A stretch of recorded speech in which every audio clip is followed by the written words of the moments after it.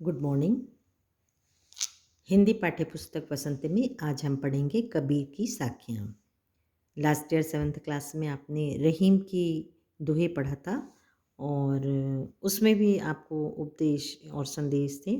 उसी तरीके से कबीर दास जो हैं, नाम आपने सुना ही है, बहुत प्रसिद्ध कवि हैं और ये भक्तिकालीन कवि माने जाते हैं। रहीम दास और कबीर और मीराबाई जो हैं, ये भक्तिकालीन कवि हैं। और साखी मतलब होता है दोहे। तो इनके दोहे क्या हैं, उन्होंने क्या शिक्षा दी है, ये हम आज इस पाठ में पढ़ेंगे। चलिए पढ़ते हैं। जाति न पूछो साध की, पूछ लीजिए ज्ञान। मूल करो तरवार का, पड़ा रहन दो म्यान। आवत गारी एक है, उल्टत होई अनेक। कह कबीर नहीं उलटिए, वही एक की एक। माला तो कर मैं फिरै, जीभ फिरै मुख माही। मनुआ तो दहु दिसी फिरै, यह तो सुमिरन नाही। कबीर घास न नींदिए, जो पाऊँ तली होई। उड़ी पड़े जब आँख में, खरी दुहेली होई।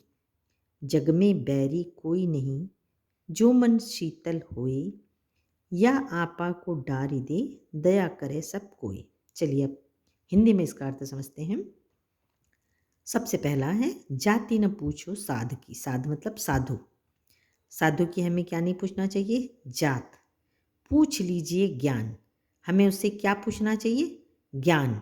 पूछने का अर्थ है मतलब यहाँ हमें उसकी ज्ञान लेना चाहिए। साधु से उसकी हमें मतलब कहने का मतलब ये है कि हमें जात पात से ऊपर उठना है। ये कौन सी जात का है, ऊंची जात का है, नीची जात का है, धर्म का है, ये सब बातों में हमें नहीं पढ़ना चाहिए। हमें किस चीज़ पे ध्यान देना चाहिए? उसके ज्ञान पर। यदि हमें किसी छोटी जात में या किसी भी धर्म से या किसी भी जाति से यदि हमें ज्ञान मिलता है तो हमें ज्ञान प्राप्त करना चाहिए, ना कि उसकी जात पूछना चाहिए। और क्या एग्जाम्पल दे रहे हैं, क्या उदाहरण दे रहे हैं कवि? मोल करो तलवार का, पड़ा रहन दो म्यान। म्यान मतलब होता है जिसके अंदर तलवार रखी जाती। मोल मतलब मोल भाव करना। अपन जब कोई सामान खरीदने जाते हैं तो उसका बाजार में मोल भाव करते हैं, इतने का है इतने में दो। तो कवि कहते हैं कि हमें तलवार का मोल करना चाहिए। किसकी वैल्यू करना चाहिए? हमें तलवार की करना चाहिए, क्योंकि काम कौन करता है? तलवार करती है, म्यान नहीं। म्यान तो खाली रखने के काम आती है। तो जिस प्रकार तलवार का काम होता है, म्यान का नहीं होता है, उसी प्रकार किसी भी व्यक्ति के ज्ञान का महत्व होता है, उसकी जात का नहीं होता। तो हमें ये ध्यान रखना है कि हमें जात पात से ऊपर उठ के किसी के अच्छे ज्ञान का लाभ लेना चाहिए। दूसरा है आवत गारी एक है, उल्टत हुई अनेक। गारी मतलब गाली, आवत मतलब आती है। यदि हमें कोई गाली देता है, उल्टत हुई अनेक, तो हम यदि उसको वापस रिवर्स में उसके जवाब में गाली देते हैं तो क्या हो जाएगी? एक से अनेक हो जाएगी, कई हो जाएगी, गालियों का संख्या बढ़ जाएगी। कह कबीर नहीं उलटिए, वही एक की एक।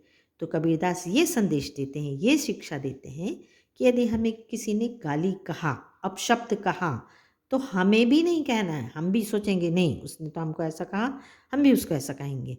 फिर जब हम उसको अपशब्द कहेंगे, कोई गाली देंगे, तो फिर वो सुन के चुप तो नहीं रहेगा, वो फिर बोलेगा, फिर हम बोलेंगे। इस प्रकार क्या हो जाएगी? उसकी संख्या बढ़ती जाएगी।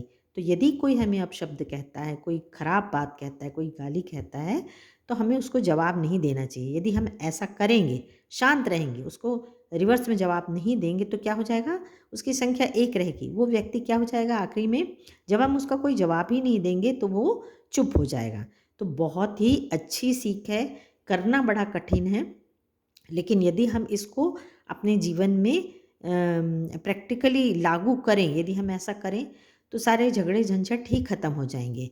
लेकिन मनुष्य का अपने व्यवहार पे, अपने स्वभाव पे संयम नहीं रहता है, उसका कंट्रोल नहीं रहता है। लेकिन यदि हम कवि से इंस्पिरेशन लेके और ये बात लागू करें अपने जीवन में, तो झगड़ा हो ही नहीं सकता।